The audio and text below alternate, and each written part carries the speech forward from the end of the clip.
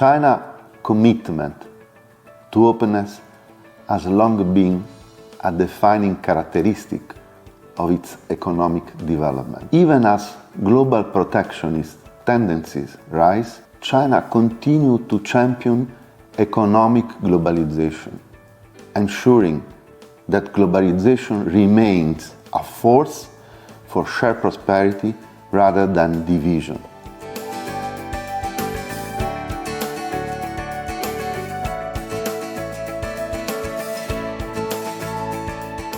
In essence, an open China is not only an engine for its own economic resilience, but also a catalyst for a more balanced and inclusive global economic order.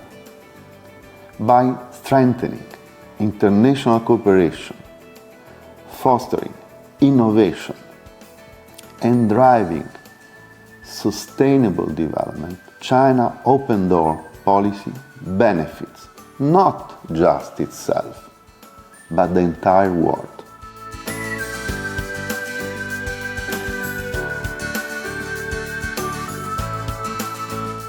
In 2025 marks the 50th anniversary of China-EU diplomatic relations, underscoring a milestone moment for deepening economic and technological cooperation.